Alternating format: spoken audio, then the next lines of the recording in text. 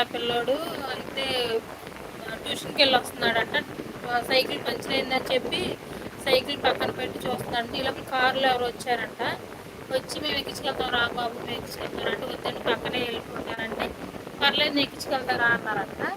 అంటే సర్లేని ఎక్కాడంటే ఈ లోపల సైకిల్ తన్ని. ఆహా అవునండి.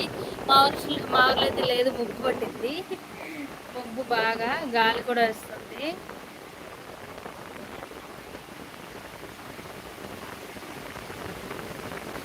మీరే ఎత్తుకుపోతారా? తెలుగులో పెట్టేటప్పుడు కూడా కొంచెం అర్థమైందండి. అయితే ఆ సైకిల్ తన్నేసి పిల్లోడిని ఎత్తుకుపోయారంట. మళ్ళీ ఆ పిల్లోడు ఎత్తుకుపోయి ఇదేంటి మా సైకిల్ తన్నేసారంట అంకులు అని ఆ పిల్లోడు అడిగే లోపలే ఇంకా కచ్చిపు ముఖానికి పెట్టేశారంట. పెట్టేసేటప్పటికి ఇంకా పడిపోయాడంట పిల్లోడు, స్పృహ లేదంట. తర్వాత విజయవాడ వెళ్ళినాక పిల్లడు స్పృహ వచ్చి ఇంకా కారులో నుంచి తప్పించుకున్నాడంట. అందులో ఆల్రెడీ మళ్ళీ ఇంకో పిల్లోడు ఉన్నాడంట. ఇంకా తప్పించుకున్నాడంట.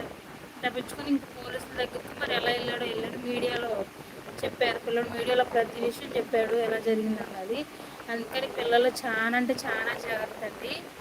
చిన్నపిల్లలైనా పెద్ద పిల్లలైనా కొంచెం జాగ్రత్త వాళ్ళకే చెప్పండి, మీరు కూడా జాగ్రత్తగా చూసుకోండి. వాళ్ళకి తెలియదు కదా, ఎవరు మంచితనంగా కడిగేసినా వెళ్తారు, చాక్లెట్ ఇస్తానన్నా వెళ్ళిపోతారు. కొంచెం ప్రేమగా మాట్లాడిన పిల్లలకు తెలియదు కదండి, ఆ మాట్లాడే పిల్లలకి విషయం ఉంటుందని వెళ్ళిపోతారు అన్నమాట. కాబట్టి కొంచెం చెప్పండి పిల్లలకి.